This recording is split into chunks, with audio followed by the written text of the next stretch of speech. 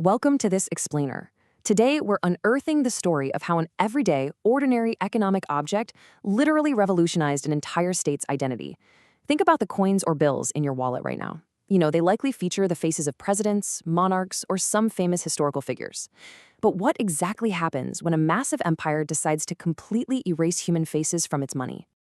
Well, let's dive right into a historical mystery that ended up rippling out into global trade, language, and art. We are looking at a really pivotal moment in the 7th century, when a new superpower, the early Islamic State, made a radical design choice on its currency that changed the course of history. How did a simple piece of metal, completely devoid of imagery, actually manage to assert dominance over a vast, multilingual world?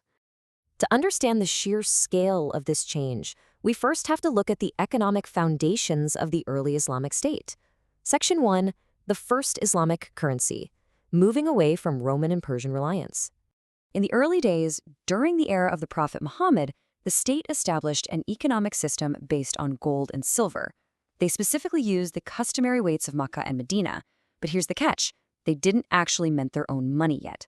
They relied heavily on Roman dinars and Persian dirhams, and this reliance on foreign currency continued well into the early Umayyad period.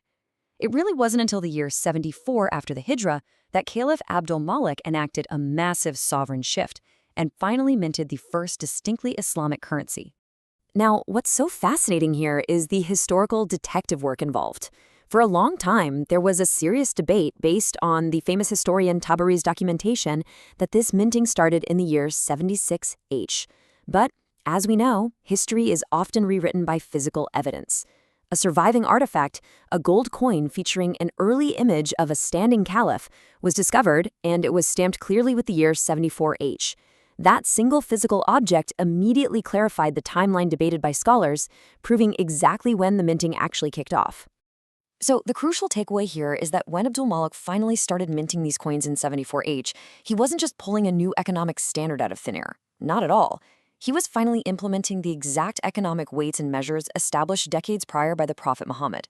Essentially, he was bringing the physical reality of the state's economy into complete alignment with its foundational principles. But the real disruption this coin brought wasn't just economic. It was a radical visual revolution. Section 2, a design without faces, the birth of a typographic visual identity. This shift brilliantly illustrates the turning point. The global standard at the time was Byzantine coins, which prominently featured images of Jesus or various emperors, and honestly, even the early Islamic coin we just mentioned briefly featured a drawing of the standing caliph. But then, an abrupt and totally permanent shift occurs. The new Islamic dinar features absolutely no drawings of people. Zero.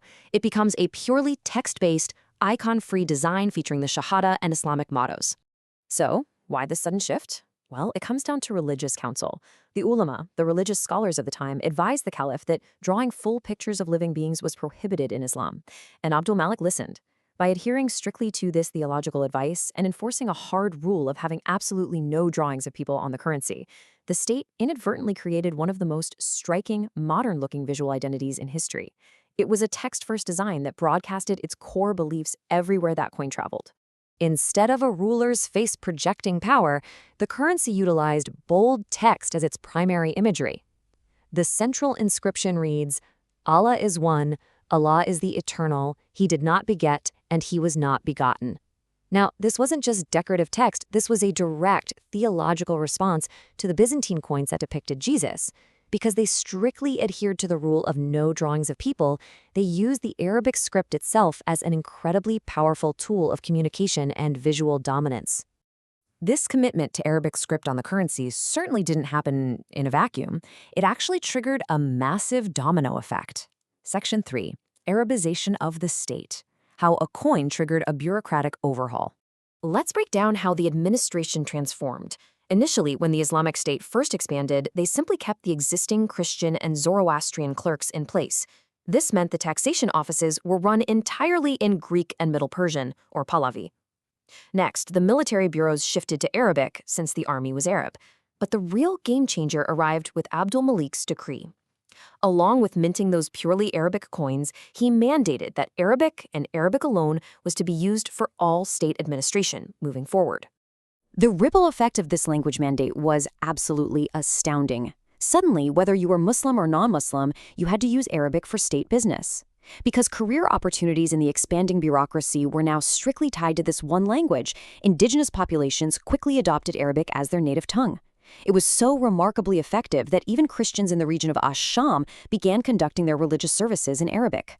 A totally multicultural society was unified under a single language, perfectly mirroring the unified Arabic text on their new faceless coins. Because the Islamic State was the epicenter of global trade, these new Arabic coins didn't just stay within its borders. Section 4. An international gold standard. The global reach of an image-free coin. Which leads us to a mind-bending piece of historical trivia. Why on earth would an 8th century Christian king in England mint a coin featuring Islamic text? I know, it sounds like a complete glitch in the matrix, but it perfectly proves the sheer global dominance of this currency. Check this out. Archaeologists have actually found a silver dirham from the era of Marwan II in modern-day Bosnia-Herzegovina. But even more incredibly, King Offa of Mercia, who ruled most of modern-day England, literally copied an Abbasid gold dinar. He copied it completely, including the Islamic declaration of faith, the Shahada, despite being a Christian king. These foreign monarchs copied these image-free, text-heavy coins simply because they were the trusted global reserve currency of their day. They represented the ultimate standard of value across Europe and far beyond. Furthermore, these coins serve as an incredible time capsule. The specific manufacture dates inscribed on these objects, like year 77, give historians concrete, undeniable physical proof of the official adoption and widespread use of the Hijri calendar. When you combine that with Egyptian papyrus records dating back to the year 22H during Umar's rule, the coins completely validate the historical narratives of exactly how early the Islamic calendar and administrative structures were put into place. Finally, let's look at the complex man who engineered this entire shift. Section 5, the Caliph behind the coin, reading historical quotes in context.